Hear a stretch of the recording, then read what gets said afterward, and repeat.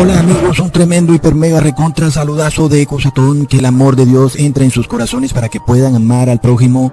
Amigos, este video realmente es importante y ya era hora de hacerlo, porque de verdad estamos llegando a un punto en que la historia de este mundo pronto va a acabar. El fin del mundo se está aproximando a pasos agigantados. Dios está revisando cada una de las cosas que hemos hecho en nuestra vida y por supuesto, quienes nos hemos declarado como salvados por la sangre de Cristo, nosotros hemos entrado en este gran juicio en donde Jesús es nuestro abogado. El primer paso, por tanto, para entrar en este juicio final es reconocer a Jesús como abogado, porque nadie quiere entrar a ese juicio sin abogado, porque cualquiera que entre sin abogado es declarado culpable de inmediato, porque todos somos culpables. Así que solamente Jesucristo puede darnos el perdón gracias al sacrificio que Él hizo en el madero. Así que tú tienes que reconocer indudablemente a Jesucristo como Hijo de Dios, el Hijo literal de Dios, no como una manifestación esotérica de Dios. Además, aceptar que Él abandonó todo en el cielo para sacrificarse aquí en la tierra y que ese sacrificio fue real, no fue una manifestación de la gloria de Dios ni de la Trinidad, no, fue real. La sangre que salió de Cristo fue real, su sufrimiento fue real. Su sacrificio fue real. Entonces recordamos lo que dijo el apóstol Juan en 1 de Juan capítulo 1 versículo 3. Lo que hemos visto y oído, eso os anunciamos para que también vosotros tengáis comunión con nosotros. Y nuestra comunión verdaderamente es con el Padre y con su Hijo Jesucristo. Y pare de contar, como dicen por ahí. Así que ten cuidado que tú tengas otros abogados, semi-abogados o mini-abogados, como los quieras llamar. O un abogado que le ruega al otro abogado. No, solo hay un abogado. En esa corte solo está el juez, que es Dios Padre, y está Jesús. Y no entra más nadie, ni más nadie tiene voz y voto, ¿ok? Así que nosotros sabemos que si tenemos fe, Jesús nos va a perdonar de nuestros pecados. Pero hay un pequeño punto.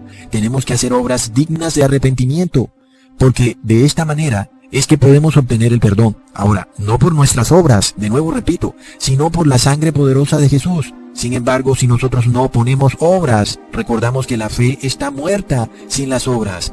Por eso es tan importante que tú tomes un cuaderno y un lapicero y empieces a repasar uno por uno los 10 mandamientos para ver si tú te has arrepentido de tus pecados pasados. Porque pronto tu vida entrará a esa corte penal celestial y va a ser revisada cada obra que tú hiciste en tu vida.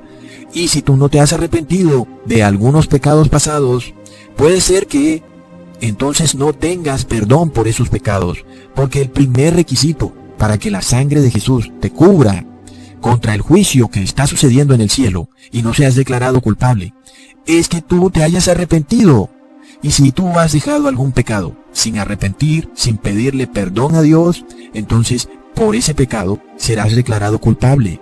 Este es un asunto serio entonces, porque amigos, tenemos que tomar cada uno de los 10 mandamientos y estudiarlos a conciencia con respecto a lo que hemos hecho en nuestra vida. Mirar hacia atrás y empezar a notar cómo violamos cada uno de los 10 mandamientos. Porque si no nos arrepentimos de cada pecado que hayamos cometido, por ese pecado por el cual no pedimos perdón, seremos condenados. ¿Entiendes eso? Es decir, que tú solo puedes ser perdonado por aquello por lo cual pides perdón. Por eso empezamos desde el primer mandamiento en Éxodo 20. Yo soy Jehová tu Dios, que te saqué de la tierra de Egipto, de casa de servidumbre. No tendrás dioses ajenos delante de mí. Y entonces empieza a preguntarte, en el transcurso de tu vida, ¿qué otros dioses ajenos has tenido tú? Tal vez ha sido el dinero, ¿cierto? Tal vez el dinero fue tu Dios en el pasado y debes pedir perdón por eso. Tal vez fue el motivo de tu existencia y estabas feliz cuando tenías dinero. O tal vez sea otro ser humano, o tal vez aún lo es. Tal vez tienes un esposo por el cual estás dispuesto a dar tu vida, por el cual vives feliz. Pero cuando tu esposo falta, entras en miseria. Estás totalmente llena de tristeza y no puedes vivir felizmente. Quiere decir que tu esposo se ha vuelto un Dios ajeno para ti. Y entonces estás violando el primer mandamiento. ¿O qué tal, por ejemplo, si hablamos de tu madre o de tus hijos, los cuales tú amas tanto, que para ti sería imposible vivir sin ellos? ¿Y qué sucede? Ellos se han convertido en un Dios ajeno delante de ti. Se han convertido en tu semidios o en tu semidiosa, porque sin ellos no tendrías ni paz ni felicidad. Así que mira eso.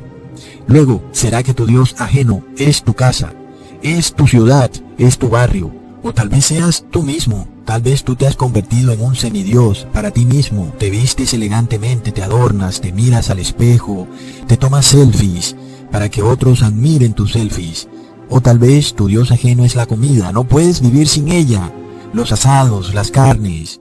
¿Y qué pasa? No puedes dejar ciertas cosas. Para ti son demasiado preciadas. La vida sin ella no es posible para ti. Eso es una prueba clara que todo lo que hemos leído se ha convertido en un Dios ajeno para ti. Y recordemos que el mandamiento más importante es amar a Dios sobre todas las cosas. Algunas personas parecen no entender aún el primer mandamiento. Y yo quiero que ustedes entiendan la gravedad de esto. Tienen que arrepentirse urgentemente, porque desde el cielo estamos siendo juzgados en estos momentos. Se está revisando caso por caso, y todas las obras de tu vida se están revisando, y nadie puede engañar a Dios, porque Dios revisa todo lo que hay oculto en tu corazón, todas las obras y toda decisión y todo pensamiento que hay en tu mente. Ahora, también tienes que mirar dónde está tu temor, porque te digo que donde esté tu temor, ahí está tu Dios. Y dime a qué le temes y yo te diré cuál es tu Dios. Por supuesto que tu temor debe ser solo para Dios. Luego leemos el segundo mandamiento: no te harás imagen, ni ninguna semejanza de lo que está arriba en el cielo, ni abajo en la tierra, ni en las aguas debajo de la tierra. No te inclinarás a ellas, ni las honrarás, porque yo soy Jehová tu Dios fuerte, celoso, que visito la maldad de los padres sobre los hijos hasta la tercera y cuarta generación de los que me aborrecen, y hago misericordia a millares, a los que me aman y guardan mis mandamientos. Es tremendo, amigos. Este es otro mandamiento muy violado, no solo por los católicos, sino también por los evangélicos, por toda la cristiandad. Ya buscaste por toda tu casa, y si aún tienes imágenes de idolatría, no solo las que estén colgadas en la pared, sino que a veces están guardadas en los cajones, inclusive no nos acordamos, pero ahí están. Y eso es anatema a Dios. Si están por ahí, escondidas en tus cajones, tienes que sacarlas de ahí. Toda imagen idolátrica que esté en tu casa, tienes que sacarla de tu casa. Ahora, supongamos algo. Hay cuadros en tu casa. Si tú los pusiste, pues tú quítalos. Pero si otro los puso, déjalos, porque donde otro no son tuyos. Ahora, ¿qué tal si son fotos de familiares? Pues peor aún, es idolatría. Es que es lo mismo del primer mandamiento. Es que nosotros tenemos la tendencia a idolatrar a nuestros familiares.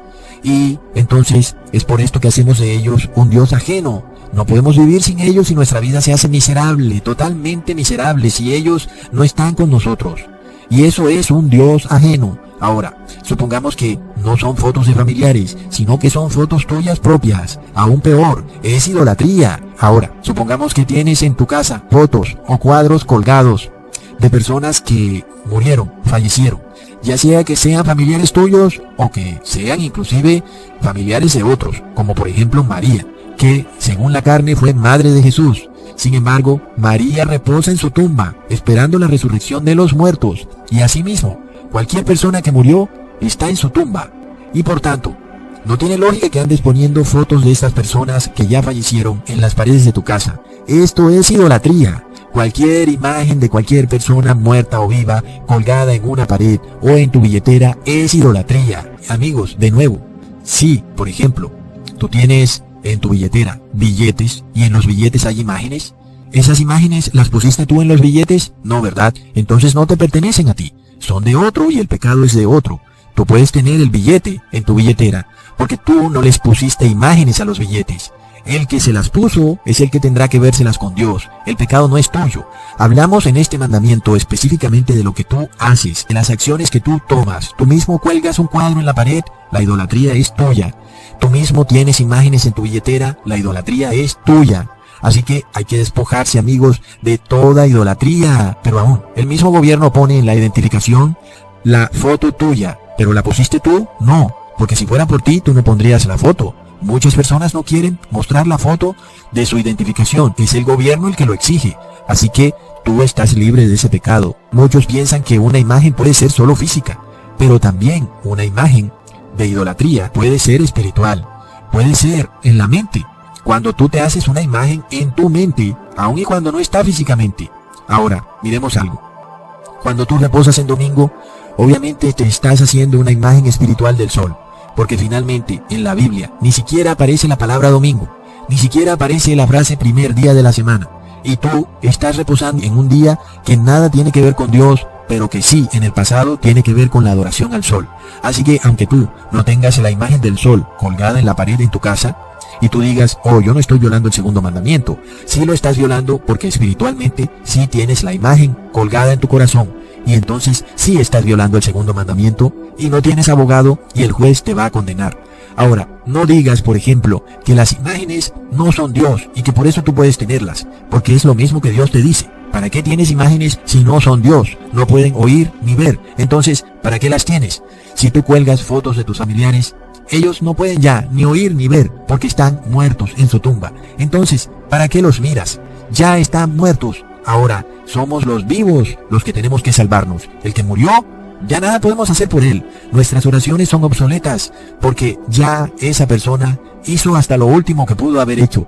Sea que se arrepintió o no, nadie lo sabe, pero el caso es que está muerto. Sin embargo, los vivos son los que hoy mismo, hoy, tienen que arrepentirse, porque nadie tiene comprado el día de mañana. Cualquiera cae muerto de un infarto o una maceta le cae en la cabeza y ahí fue. Así que hay que arrepentirnos hoy, amigos, porque la corte penal celestial entró en juicio. Luego, vamos al tercer mandamiento. No tomarás el nombre de Jehová tu Dios en vano, porque no dará por inocente Jehová al que tomare su nombre en vano. Y muchas personas dicen palabras como ay Dios, o por Dios, o cuando se despiden dicen adiós. Eso está mal, porque hay un solo Dios, y no hay más dioses en el mundo, sino Dios. Así que no digas adiós para despedirte, ni por Dios para impresionarte, ni Dios santísimo cuando estás discutiendo, porque no se debe tomar el santo nombre de Dios en vano. Pero ese mandamiento no llega hasta ahí. Tú tomas el nombre de Dios cuando te haces cristiano, y cuando posas como cristiano ante las demás personas. Las demás personas piensan que tú como cristiano eres una persona que no vas a mentir, que no vas a robar, que no vas a decir groserías. ¿Y qué pasa? Haces esas cosas y mucho peores. Entonces tú tomas el nombre de Dios en vano. Ahí violas ese mandamiento tremendamente. Cuando las demás personas, viéndote cristiano, se dan cuenta que tú eres más malo que aquel que no es cristiano. Por ejemplo, tú dices groserías y eres cristiano, estás tomando el nombre de Dios en vano. Porque con la misma boca con la que tú supuestamente alabas a Dios, con esa misma boca dices groserías. Es blasfemia a Dios. Estás tomando el santo nombre de Dios en vano. Y es que la gente piensa que tú eres cristiano, pero resulta que tú actúas como demonio. Entonces, por ejemplo, tú eres cristiano y luego las personas te ven tomando cerveza o cualquier bebida alcohólica. Estás blasfemando el santo nombre de Dios y estás violando el tercer mandamiento. Tomas el nombre de Dios en vano, porque tienes apariencia de cristiano, pero actúas como demonio. Ahora, tú mientes, por ejemplo. Ahí también tomas el nombre de Dios en vano, porque Dios es espíritu de verdad, y tú supuestamente tienes el espíritu de Dios, pero he aquí que tú mientes, y las personas se dan cuenta que tú mientes. Entonces, tomas el santo nombre de Dios en vano. Cuando tú peleas con tu vecino, insultas a otro, actúas mal con las otras personas, tomas el santo nombre de Dios en vano. Cuando no das diezmo, tomas el santo nombre de Dios en vano, porque tienes apariencia de cristiano, pero no estás dispuesto a apoyar a tu propia iglesia. Es una contradicción, es blasfemia al nombre de Dios. Ahora sigamos con el cuarto mandamiento. Acuérdate del día de reposo para santificarlo. 6 días trabajarás y harás toda tu obra, mas el séptimo día es reposo para Jehová tu Dios. No hagas en él obra alguna, ni tu hijo, ni tú, ni tu hija, ni tu siervo, ni tu criado, ni tu bestia, ni tu extranjero que está dentro de tus puertas. Porque en 6 días hizo Jehová los cielos y la tierra, el mar, y todas las cosas que en ellos hay, y reposó en el séptimo día. Por tanto, Jehová bendijo el día de reposo y lo santificó. Sí, amigos, a Dios no le gustan los flojos. La mayoría de las personas en el mundo se han hecho flojas, por eso hay tanta pobreza en el mundo. Inclusive, los ricos también son flojos, porque no tienen que trabajar para vivir. Y recordemos que el mandamiento dice que trabajarás 6 días. No dice que trabajarás ni 5 ni 4 días, sino 6 días si tú tienes otros días de fiesta, además del día de reposo. Entonces tú estás violando ese mandamiento. Recordemos que Dios dice 6 días trabajarás, ¿ok? Debes reposar solo un día. Entonces todo este tema de días de fiesta que hay en el mundo es idolatría, por supuesto. Es violación al cuarto mandamiento. Luego, vamos al día de reposo. Sabemos que cae en el séptimo día, y sabemos que el séptimo día, según nuestro calendario, cae en sábado, porque siempre ha caído en sábado. Luego, el sábado, por tanto, es el día de reposo, porque si Jesús es el Señor del sábado, entonces, ¿quién es el Señor del domingo? Una cosa sí sabemos, no es Jesús, porque Jesús es el Señor del sábado. Si dedicaste el sábado para irte de fiesta, para ver televisión, para irte a paseos, para dedicarlo a tu propia voluntad, lo cual es contrario al mandamiento. En 6 días harás tu voluntad, es decir, tu trabajo, tu obra, pero en el séptimo día tienes que hacer la voluntad de Dios Padre. Y su voluntad es que estés en reposo, sin trabajar y adorando a Dios Padre. Ese es el verdadero reposo. Y si no has hecho esto en el pasado, da frutos dignos de arrepentimiento y pídele perdón a Dios de esto en el nombre de Jesús, para que estés libre de todos esos pecados que pudiste haber cometido en el pasado. Luego vamos al 5º mandamiento. Honra a tu padre y a tu madre, para que tus días se alarguen en la tierra que Jehová tu Dios te da. Ahora, muchas personas se olvidan de sus padres cuando están viejos y no les quieren colaborar. Pero aún, otras personas no han tenido los mejores padres y, por el contrario, han sufrido por culpa de sus padres. Así que este mandamiento nos pide que perdonemos a nuestro padre y a nuestra madre. Tenemos que perdonar, olvidar todo lo que sucedió en el pasado y mirar hacia adelante. Eso también es honrar a padre y madre. Simplemente entender que ellos cometieron errores en su vida, como cualquier ser humano puede hacerlo. Nosotros tenemos que enderezar todo eso para poder cumplir el 5º mandamiento, honrar a padre y madre, ¿ok? Luego, seguimos con el 6º mandamiento, no matarás. ¿Y qué pasa cuando tú atacas a alguien físicamente? Inclusive, no solo físicamente, sino psicológicamente. Cuando insultas a una persona o le dañas su buen nombre. Inclusive, si esa persona en realidad es mala y tú piensas que se merece que se hable mal de esa persona. Pero ¿qué pasa cuando tú, con tu lengua, destruyes aún más a esa persona, haciendo que para esa persona sea aún más difícil liberarse del pecado? Esto también está mal, cuando hablamos de otra persona, sin importarnos lo que nuestras palabras signifiquen para aquella persona cuando se entere. Muchas veces hablando a espaldas de esa persona, destruyendo su carácter, destruyendo su buen nombre. Pero aún, también es posible que hemos actuado en omisión, es decir, que a pesar de que nosotros mismos no hemos matado a nadie con nuestras propias manos, porque sabemos que está mal hecho y que es un pecado grave, aún con nuestro silencio, también podemos incurrir en ese pecado. Se llama pecado por omisión. Ocurre, por ejemplo, con el aborto, cuando hoy en día tenemos tantas herramientas a nuestro alcance para mandarle un mensaje de Twitter a nuestro gobernante, o por Facebook, o en su canal de YouTube, diciéndole que esas leyes que han aprobado son leyes diabólicas y que están encaminadas simplemente a asesinar a bebés indefensos en el vientre de su madre. Así que ese es un pecado por omisión, del cual tenemos que arrepentirnos y también hacer frutos dignos de arrepentimiento. Así que también se peca por omisión y por acción. ¿Ok? Entonces vamos al 7º mandamiento. Muchas personas me han pedido que hable sobre el divorcio, pero sucede que todo depende muchas veces de cuándo conoces tú a Jesús en tu vida. De eso depende tu arrepentimiento. Obviamente una persona que no ha conocido a Jesús está en pecado y sigue cometiendo pecado y luego se arrepiente. Entonces tiene que dejar de pecar. Bajo ese punto de vista, muchas personas están cometiendo adulterio y luego conocen a Jesús y tienen que parar de cometer adulterio. Entonces hay una diferencia de cómo se mira este pecado dependiendo de cuándo conoces tú a Jesús. Porque, por ejemplo, te diré algo, una persona es muy adúltera y de repente conoce a Jesús y deja de ser adúltera. Lo otro que ocurre con este mandamiento, el 7º mandamiento, es que hoy en día las personas piensan que solo se casan cuando van a una iglesia, y eso es un tremendo error. Las personas se casan, el hombre y la mujer se casan, cuando se convierten o se unen en una sola carne. Ahí en ese momento se casan. Quiere decir que tú no necesitas ir a una iglesia para casarte con una mujer si eres hombre, o para casarte con un hombre si eres mujer. Simplemente solo es que se cumpla que dos personas del sexo opuesto se unan en una sola carne y ya están casadas. Y bueno, amigos, este 7º mandamiento es para hablar por horas, porque no se comete adulterio solamente físicamente, como sabemos, sino que también con nuestros ojos, mentalmente. ¿Y qué pasa cuando prendemos la televisión y aparece esta mujer hermosa en bikini o como sea que la muestren, porque esta gente se la gasta y muchas veces lo vemos sin querer? ¿Y qué pasa? Estamos cometiendo adulterio. Lo mismo, por supuesto, puede suceder también para una mujer que prende el televisor y sale un hombre en bikini o qué sé yo.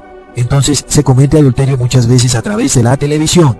Por lo que no deberíamos ver televisión. Realmente es muy peligroso porque nos incitan a violar la ley de Dios. Lo mismo sucede cuando vemos películas. Y es que tú te puedes sentar a ver una película y luego viene la escena. Y entonces, ¿qué pasa? Nos muestran una escena y tenemos que verla porque estamos viendo la película, entonces estamos violando el 7º mandamiento. Así que también sucede que de la manera como nosotros vestimos, también incitamos a otro a cometer adulterio, lo cual también está mal. Es por esto que hay que vestirse recatadamente y además tratar inclusive de no ir ni siquiera a las playas. Luego sigue el 8º mandamiento, no hurtarás. Este es otro mandamiento para hablar por horas. Resulta que las personas le han robado al hombre, o lo que es peor aún, le han robado a Dios. Mucha gente no roba porque es delito y se va a la cárcel, pero sí le roban a Dios, sabiendo que en este mundo no hay ningún gobierno que los condene por robarle a Dios. Pero además, otros sabiendo que sí pueden robar cosas pequeñas, o pueden robarle a su socio, o pueden estafar, y muchas veces eso entra como en una línea en la que no se sabe si fue robo, o fue estafa, o fue error, o qué fue lo que sucedió, y realmente hay personas muy astutas, capaces de robar a otras personas, y parece que no fue un robo, sino que fue un error. En fin, finalmente aquella persona que actuó de esa manera, la única forma que tiene para arrepentirse es devolviendo lo robado. Así que este mandamiento también es muy delicado. Resulta que tú robas algo y quieres arrepentirte, la única manera es que devuelvas lo que robaste. De lo contrario no es posible. Y es que si te pones a pensar, si tu corazón se aferra a lo robado, pues ¿cómo puedes ser perdonado? Tienes que devolver lo que robaste. Peor aún, ¿qué tal que le hayas robado a Dios? Y aún te aferras a aquello que le robaste a Dios. Pero eso que le robaste a Dios, por definición propia, no es tuyo. Tienes que devolvérselo. Lo mismo a cualquier ser humano. Por lo cual, para arrepentirte, tienes que devolver lo robado. Ahora, hasta el ladrón más ignorante, cuando lo atrapan, lo primero que hace es devolver lo que robó. Y luego pues la justicia lo termina liberando porque, pues ¿de qué lo va a condenar si finalmente le devolvió al dueño lo que había robado? Pero resulta que el que pretende ser cristiano quiere que Dios lo perdone sin él devolver lo robado. Entonces no es posible, amigos. Tú dirás, oh no, pero eso está muy difícil. Y yo te pregunto, ¿difícil? ¿Difícil que devuelvas algo que no te pertenece y que tú lo robaste sin ningún pudor? Si tú aún no entiendes eso, es porque en realidad no quieres arrepentirte. 9º mandamiento, no hablarás contra tu prójimo falso testimonio. De nuevo tenemos el problema de el chisme, hablar de otra persona, calumnias, mentiras, y eso está mal. Recordemos cómo nuestro Señor Jesús fue calumniado, se le inventaron una cantidad de chismes, todo era mentira y no le encontraron ninguna prueba, pero finalmente el daño estaba hecho y ya lo habían agarrado e igual lo condenaron. ¿Por qué? Porque las personas van llenándose de odio y de animadversión, basados en falsos rumores, falsas calumnias, y finalmente, aun y cuando se compruebe que todo era mentira, ya el corazón está lleno de odio, y es algo que los verdaderos cristianos vamos a tener que vivir en carne propia, cuando de nuevo nos calumnien, y de hecho ya lo han hecho. Por ahí un pastor me ha calumniado terriblemente, ha dicho cualquier cantidad de locuras, y finalmente lo dijo sin ninguna prueba. ¿Y qué pasa? Tal vez hasta algunas personas se lo hayan creído. Luego sigue el 10º mandamiento. No codiciarás la casa de tu prójimo, ni su mujer, ni su siervo, ni su criada, ni su buey, ni su asno, ni cosa alguna de tu prójimo. Y es que nuestra sociedad está basada en la codicia, en la envidia. Las personas se acostumbran a codiciar algo de su vecino o de su vecina, y hasta quieren vestirse igual como se viste la otra persona, y de repente todo el mundo termina vestido de la misma manera, porque todos tienen este pecado. Todos son codiciosos, y hasta que no tengan lo que el vecino tiene, no están contentos. Y por eso es que Facebook ha tenido tanto éxito. Facebook en realidad es un antro de la codicia, donde cada persona se entra a ver la vida del otro, para codiciar lo que esa otra persona tiene. Pero es el pecado de la envidia llevado a su máxima expresión. Recordemos lo que dice Mateo 3, versículo 8. Haced pues frutos dignos de arrepentimiento. Y dar fruto no es decir, oh no, yo me arrepiento, sino resarcir los daños causados. Ponernos manos a la obra, remediar toda esa indiferencia, omisión, todo acto torcido que hayamos hecho. Y por esto recordamos a Santiago 4, versículo 8. Acercaos a Dios y Él se acercará a vosotros. Pecadores, limpiad las manos, y vosotros los de doble ánimo, purificad vuestro corazón. Así que de eso se trata. Limpiar nuestras manos significa limpiarnos de pecado. Por esto leemos en Hechos capítulo 17, versículo 30. Pero Dios, habiendo pasado por alto los tiempos de esta ignorancia, ahora manda a todos los hombres en todo lugar a que se arrepientan. Amigos, a esto nos manda Dios, a que nos arrepintamos hoy.